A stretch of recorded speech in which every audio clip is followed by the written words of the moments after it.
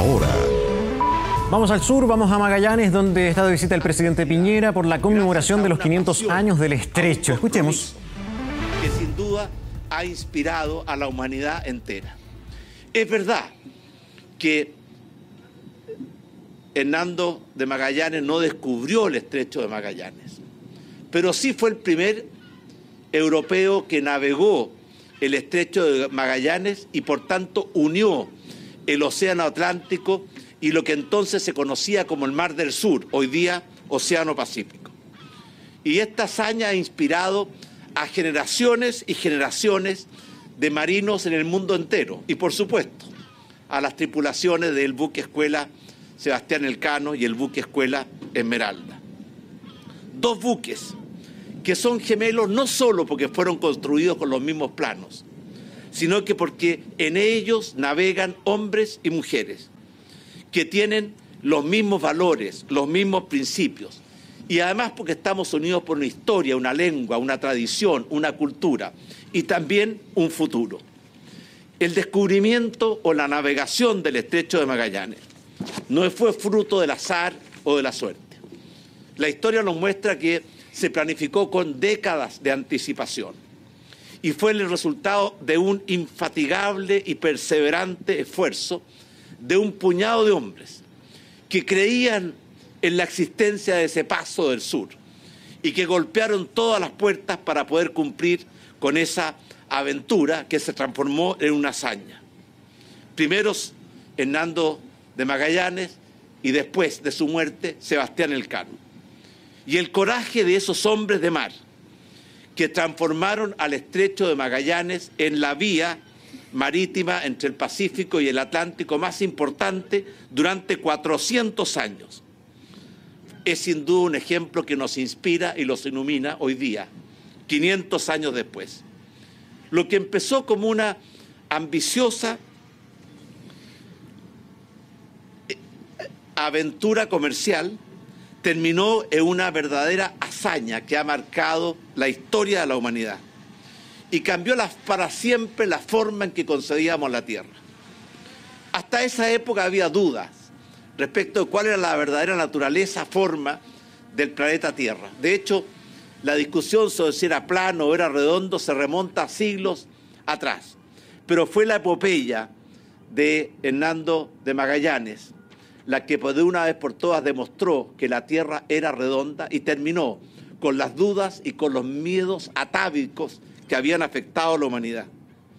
Durante esa expedición, que duró 3 años, Magallanes y Elcano navegaron hacia un mundo desconocido.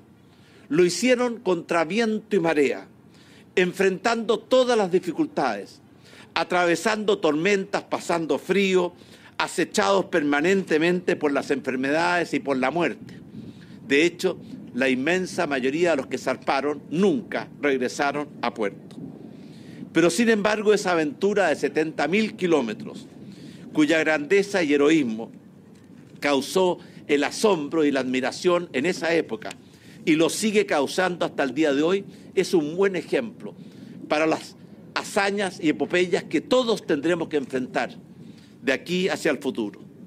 Un 10 de agosto de 1519 se hicieron a la mar desde Sevilla 247 hombres embarcados en 5 naos: la nao Trinidad, San Antonio, Concepción, Santiago y Victoria.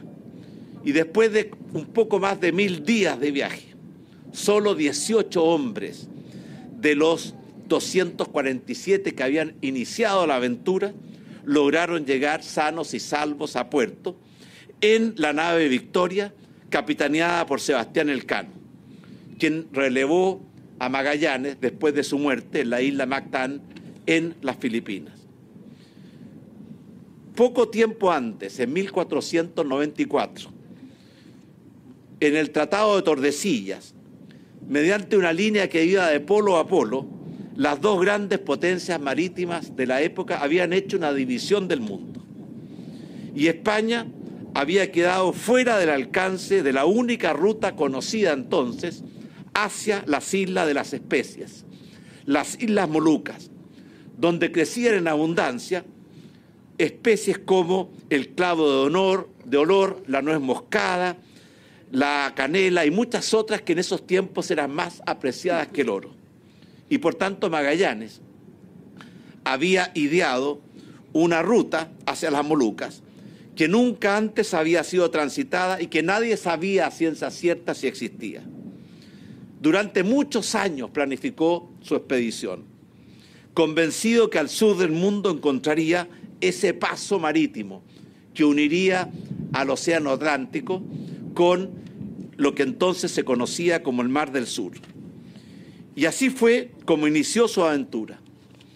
Hay muchas semblanzas de Hernando de Magallanes. Una de ellas la hizo un gran escritor, Stefan Zweig, quien decía: Magallanes no sabía sonreír, ni ser amable, ni ser complaciente. Tampoco sabía dar cuerpo a sus ideas en la conversación.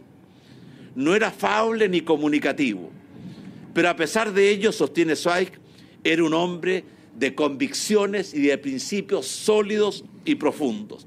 Un luchador que no se rendía ante nada, dispuesto a asumir todos los riesgos con tal de cumplir su misión. Y fue esa tarea que Colón intentó, la que completó Magallanes, al encontrar una ruta hacia las Indias, que no era por el sur de África, sino que todo lo contrario, era rodeando Sudamérica, igual como Vasco da Gama había llegado a la India por el sur de África, él quería llegar a la India navegando hacia el occidente. La incertidumbre y los peligros que entrañaron esa aventura se mantienen, ¿cierto?, todavía como algo que sorprende y admira al mundo entero. Hay mucha especulación de por qué Magallanes tenía esa convicción de la existencia de ese paso del sur.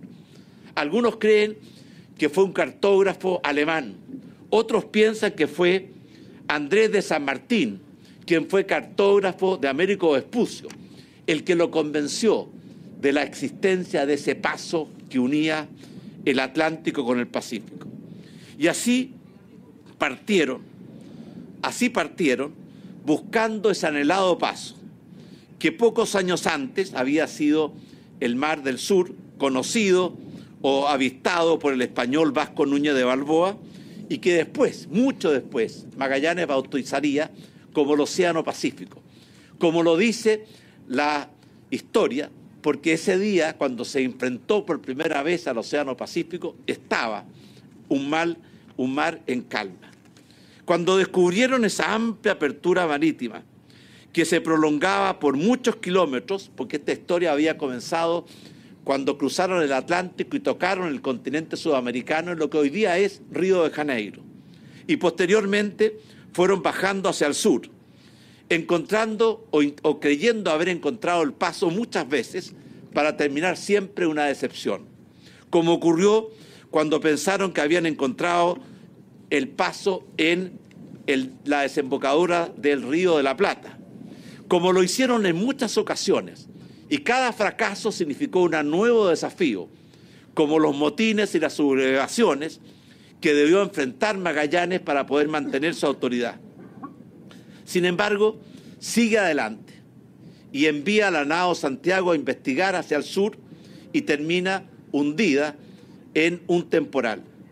Siguen adelante y llegan al puerto de San Julián, en lo que es hoy día la Patagonia Argentina, donde deciden pasar el invierno para acometer por última vez la aventura de encontrar el paso del sur. Con solo 4 carabelas sobrevivientes, continúan navegando hasta que finalmente encuentran el paso que tanto habían buscado, el Estrecho de Magallanes, un día 1 de noviembre, y lo bautizan como el Estrecho de Todos los Santos, en honor al día en que lo habían descubierto. Fue en medio de esa incertidumbre y temor al fracaso cuando Magallanes pierde un segundo barco, no por el clima, sino que por una rebelión que lo hace desertar y volver a España. Después de muchos días de incertidumbre, finalmente Magallanes ve cómo el estrecho que lleva su nombre comienza a ensancharse y se encuentra con la inmensidad del Océano Pacífico. Dicen que en esos días Magallanes lloró de alegría y daba infinitas gracias a Dios, porque lo había dejado hallar lo que tanto había buscado, y que hubiera sido el primero que por aquella parte hubiese hallado el paso que unía los dos océanos. 323 años después de aquella epopeya, un 21 de septiembre de 1843, durante el gobierno del presidente Bulnes, Chile toma posesión e incorpora al territorio chileno el Estrecho de Magallanes, cumpliendo así con el anhelo, con el mandato que O'Higgins nos había entregado en su lecho de muerte, cuando expresaba, pensando hacia dónde estaba el futuro, Magallanes, Magallanes.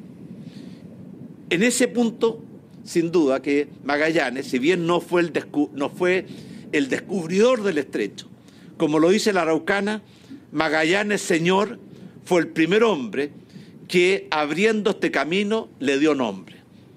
Magallanes y Elcano y su tripulación no solo nos legaron un testimonio de coraje, de valor, de visión, de audacia, sino que también nos legaron un mundo nuevo, porque lograron hacer con esa navegación una verdadera globalización de nuestro mundo. Y lograron unir y hacer encuentros entre culturas que estaban muy distantes y muy separadas. Y por eso ese viaje fue un verdadero viaje de derrumbar muros y construir puentes por donde hoy día transitan libremente las ideas, las personas, el conocimiento y la cultura. Termino diciendo que cada generación tiene una misión a cumplir. La misión de aquellos que fueron los grandes descubridores, los grandes navegantes, la conocemos. Lo importante es inspirarnos en los mismos valores que permitieron a esos hombres cumplir sus hazañas para que nosotros podamos también cumplir nuestra misión. Y como decía nuestra ministra de Cultura, explorar y conquistar nuestros propios estrechos de Magallanes, que aún desconocemos y que están por descubrir. Por eso hoy día convoco a todos mis compatriotas a inspirarnos en lo que significó la hazaña y la epopeya de Magallanes para que estemos a la altura de nuestros deberes, de nuestras responsabilidades y sepamos cumplir, como han cumplido tantas generaciones antes que nosotros, con nuestra misión. Muchas gracias. Bien, las palabras del presidente de la República, Sebastián Piñera, desde Punta Arenas en la conmemoración de los 500 años del descubrimiento del Estrecho de Magallanes.